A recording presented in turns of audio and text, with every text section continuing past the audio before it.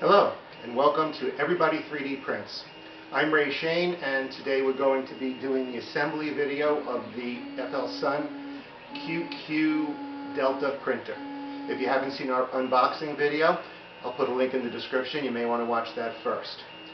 First of all, I apologize for the sound you may hear in the background. I have a printer going on a 36-hour print, so not much I can do about that. I apologize also for the delay in getting this video done. I was not happy with the quality of the video on the first unboxing video, so I needed to upgrade my camera equipment a bit. I'm also waiting for an upgrade to my sound equipment so that you wouldn't hear the background noise. But I'm hoping this will be sufficient. Anyway, in getting to the printer itself, the SD card has on it an assembly video as well as an operation video. That video is interesting because the gentleman performing it does a little bow before each one of his operations, and the video sound is a computer-generated English voiceover. So you may want to watch that when you get it, but I'm hoping to give you a little more information in the construction of the printer in this video. So to start with, this is a partially assembled or mostly assembled Delta printer. In order to put it together, you have to follow a certain order of steps, or you'll find yourself in trouble with not being able to fit parts. The first step that you want to do is grab a smooth rod, which fit into sockets in the base and in the top of the printer. But before you start sticking them in, you've got to put the Delta carriages, the vertical carriages, onto the smooth rods so that you'll be able to get them all in, because the carriages are tied to the base with the pre-installed belt. So to start with, you put the smooth rod through the carriage and seat it firmly into the bottom of the socket. You'll know that you've got them all in because they'll all end up being the same height. You also want to watch out that you don't do this, because when you put it all together you won't be able to get it down to the print bed. You want to keep the carriages above the extruder, or actually what's called the effector, so that in the end everything will be in the proper orientation and configuration. So those are the first two rods. We're going to make sure that we don't mess this up. And the way you do it is you lift the ones you put in so that they're up higher. The sockets are not just round sockets. They've engineered 4 pins into the socket to make sure that when you get it in, it's a nice, tight, centered fit. I find a lot of little things like that. The attention to detail on this is quite impressive. So that's 4 of the 6. And again, we're going to lift these up, make sure that they're high enough so I can line this up. We want to make sure that the loose part of the belt is on the top and the connected part is on the bottom. We want to make sure that we don't interfere with the motion of the belts like that as we put them in, because all of these things will affect being able to print properly.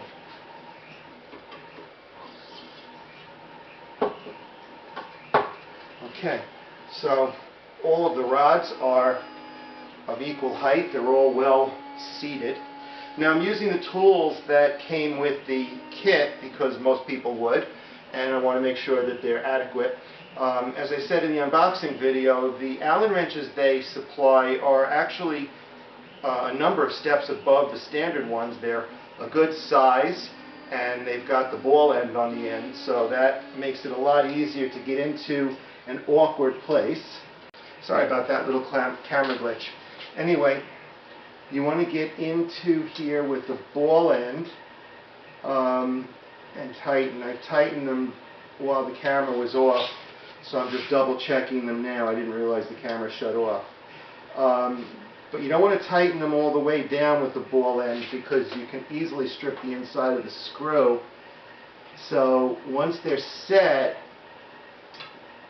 you want to turn the Allen wrench around and use the short end, get it locked in,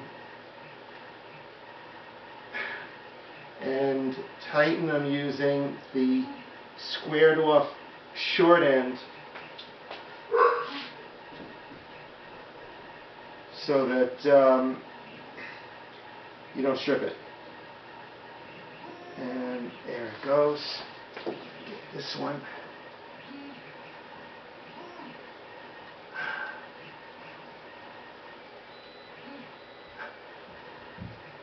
Okay, so that's tight. And the next step is going to be putting the top on. So putting the top on is very simple. It involves finding the touchscreen end of the, or the touchscreen side of the base, and the side of the top that has the FL Sun sticker, laying it over the top in that orientation, and then lining up the smooth rods with the holes.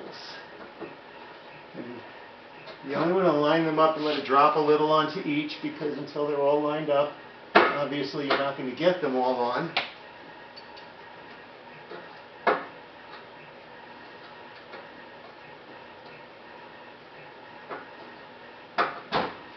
But once they are, you smack them a little, lightly, and make sure they're fully seated.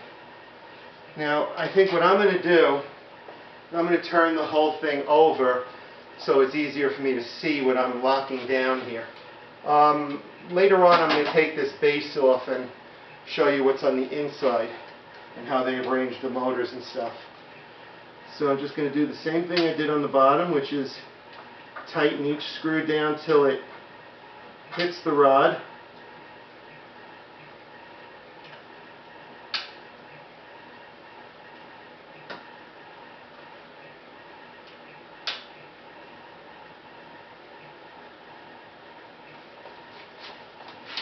And once I get them all seated against the rod using the ball end, which doesn't require that I line the Allen key up quite as carefully, and then I can flip the Allen key over and grab the screw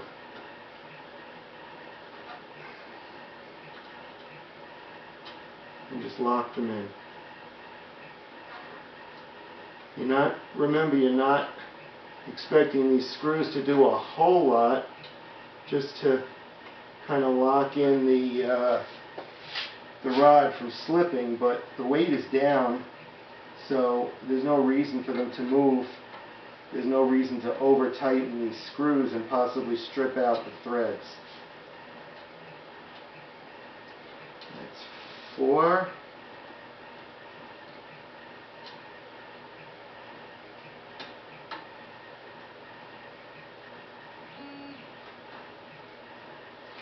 And that's the last of them.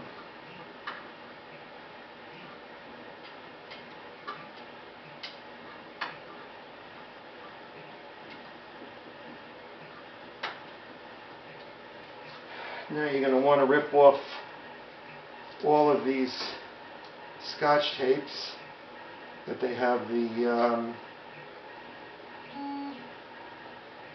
belts held together with.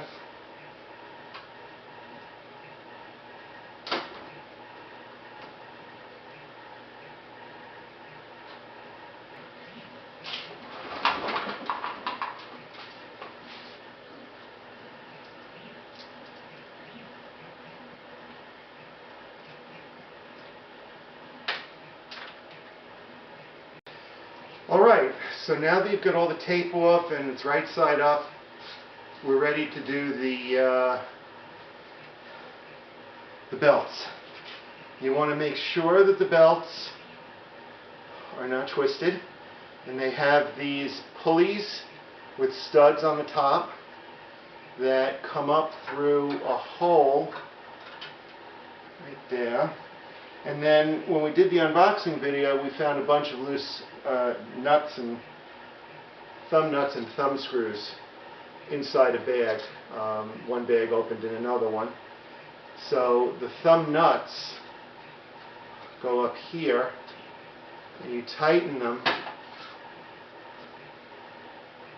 to tighten the belt.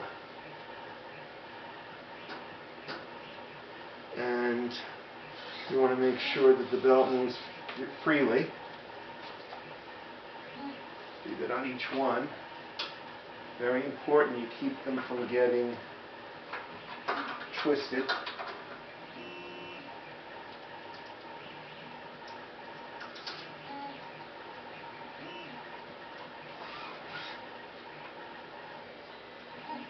I'm moving them up and down a little bit to make sure that they're free as I tighten them.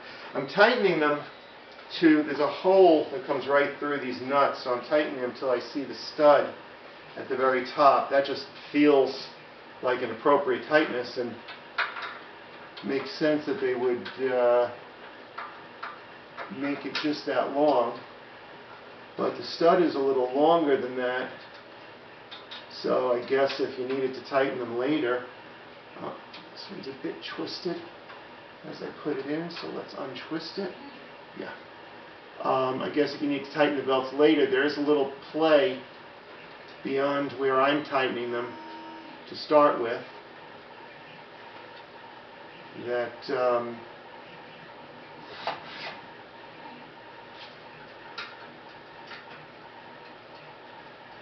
would be taken up by tightening them a little further.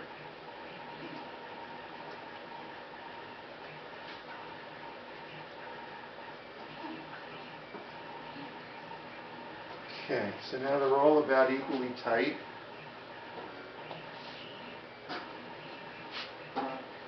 This one sounds a little tighter. Okay. All right. The next step is connecting the wires. They have metal connectors on each end with plugs and socket. So you stick the connector from the effector right up through the hole in the top, and you can stick the connector from the base onto it. It's keyed so that it only goes in one way. You can't misconnect it. Then you screw down the metal collar, and if necessary there's a bolt on the inside you can screw up to tighten it, and you've now connected all of the electrics on the effector. I like that in the initial build, the CR10 is the same way, but it creates problems when you want to change any of those wires, because everything's covered and hard to get to and all the rest. But it's a nice way to put it together to build it, and later on you can always trim the cover or roll it back depending on where you want to cut these to replace the wires. Obviously you can't re-crimp them into the metal plug, so that's a bit of an issue when you have to replace consumables like the thermistor on the bottom or the heater cartridge. Okay, and then next you want to unwrap these wires, which are the end stop cables, and they have a plug and socket arrangement, a locking plug and socket, which is really nice. And you basically just clip them together.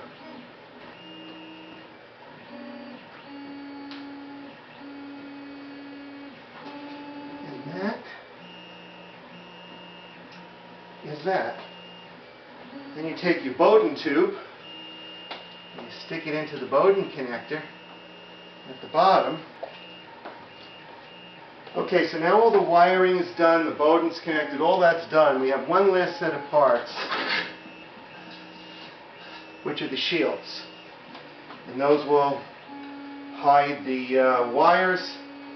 So we're going to stick that up in there, and there's little tabs that fit down there, and the other thumb screws that we had in the bag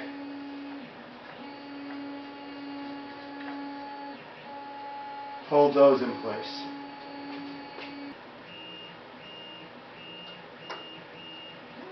There it goes.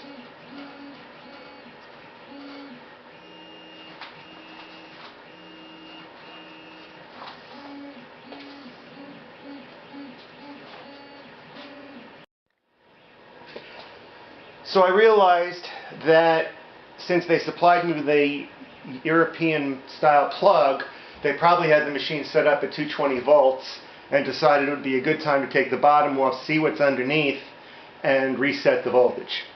So this is the inside of the base, and I figured a laser pointer would be easier than me being in the way trying to point things out. Here's the power supply, and on the side of the power supply there's a switch for 110, 220 as is normal. All of the connections have crimped terminals on them, which is wonderful because that's the right way to connect to a power supply. The motors are mounted on anti-vibration mounts. So they've got a steel plate and a rubber or silicone bearing in between to absorb vibration from the motors, which is a great way for them to reduce the noise and vibration of the machine and make it more accurate. Down here you've got a Maker Base Gen L motherboard with the standard A4988 Pululu, I guess. And right here you've got a MOSFET that controls the heater bed. So that's very nice. They have an off-board MOSFET controlling the heat to the heater board. You've got your power switch here. You've got a fan here that ventilates the whole bottom. And then back here is the SD card slot and the USB connector. So everything's very compact, but there's plenty of room for airflow, and there's ventilation coming in and going out through the perforated base, which is this. In taking a closer look, I found out where that loose wire is supposed to go.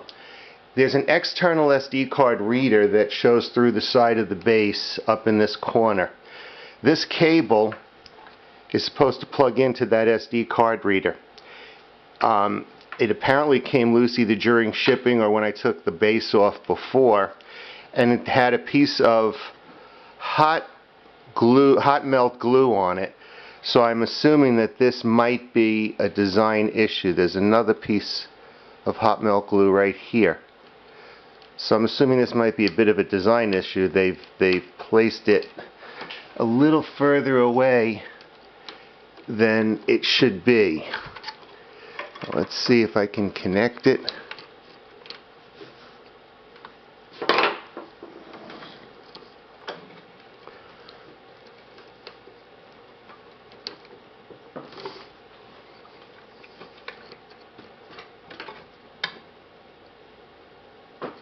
That seems to do it.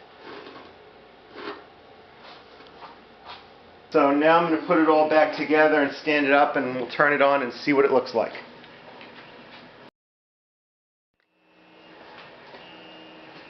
Okay, there's one more thing that we need to attach that I forgot about, and that is the spool holder. Also attaches with thumb nuts right up here on top.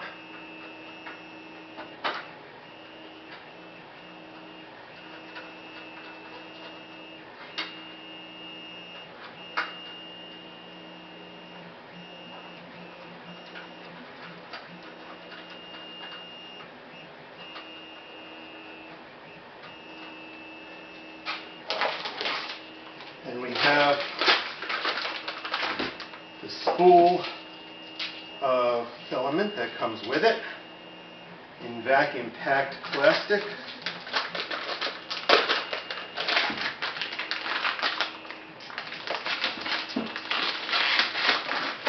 silica gel no less.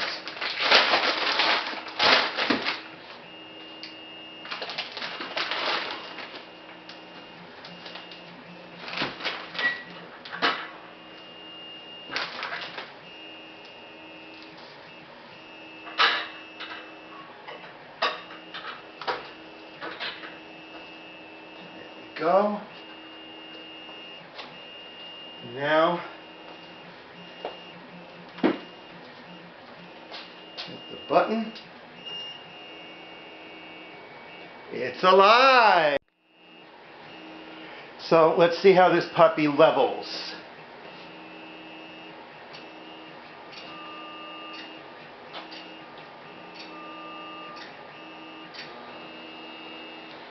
So it's homed.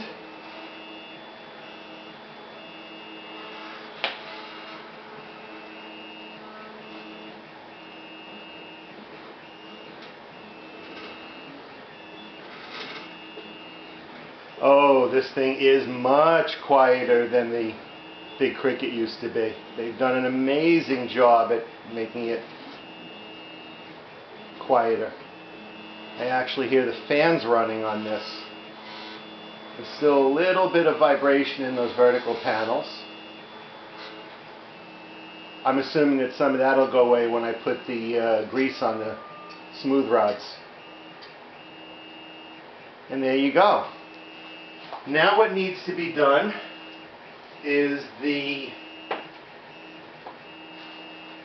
print surface, and I'm going to try it with the release paper still on it. I don't think I should put the print surface sticky part onto the sticky conductive paper, because if I need to re-level for any reason, although the manual says you shouldn't, I think I want to be able to peel this off.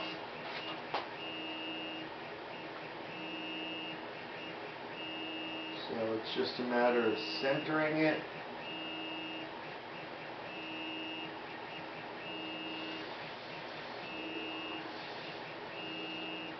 There's a little bubble here. So, like I said, I'm going to peel it off. Oh, something got on there. Do it again.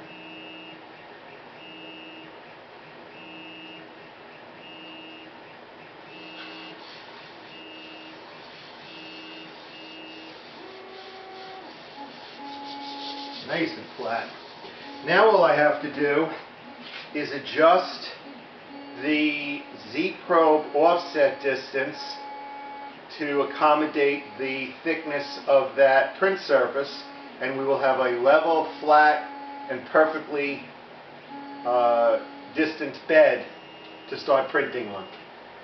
So in taking a closer look at the screen, I couldn't help but notice that the characters are in Chinese.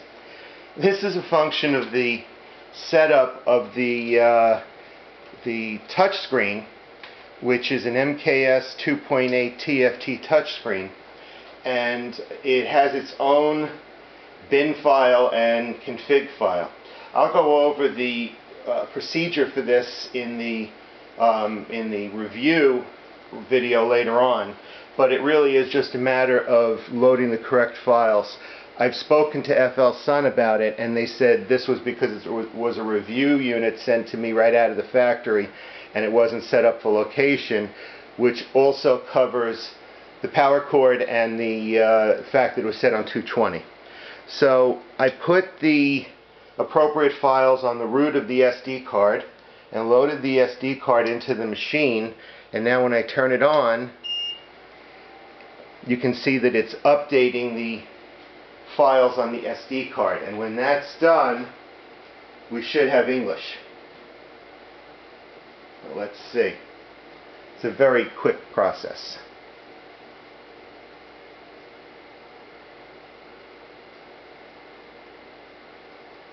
When that's done, it changes the extensions to the file names so that you know that it was properly uploaded.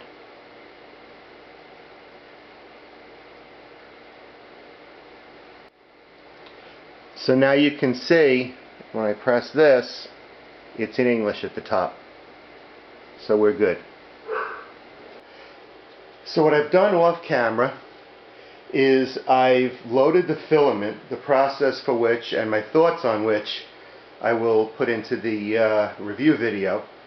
And I loaded the G-code that came with the printer onto the SD.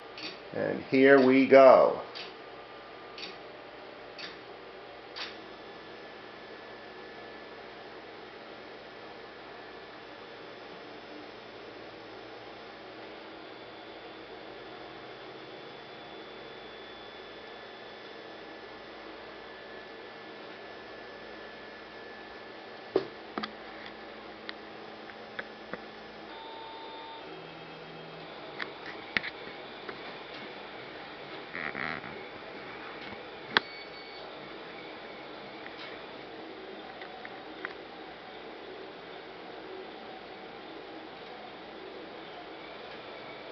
This is the test file supplied by FL Sun in G-code, so I didn't change any of the G-code on it.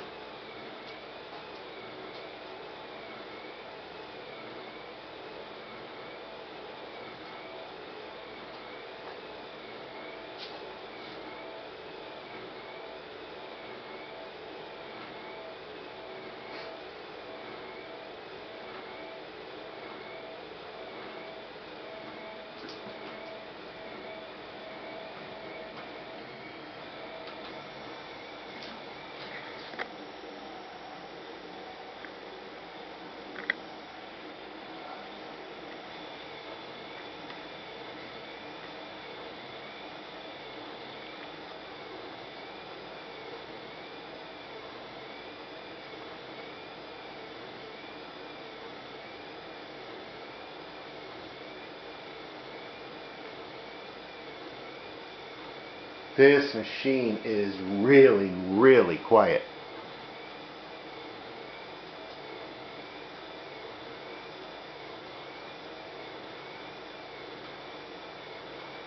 And the model is sticking no problem.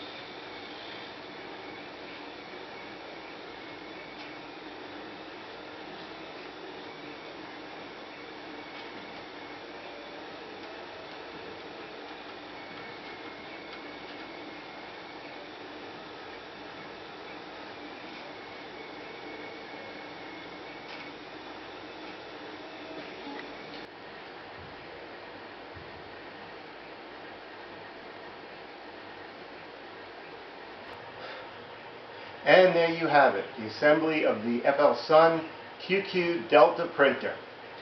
I have to say that I am extremely happy with how it came to be set up. So I hope you enjoyed the video. I hope you will tune in to the full review, which will be upcoming shortly. I would expect about 2 weeks to have a chance to print all the different materials I want to try on the printer, and to be able to get a decent evaluation of its capabilities. But all in all, I'm impressed with the improvements they've made since the Delta QQ. Thank you from Everybody 3D Prints, and we'll see you next time.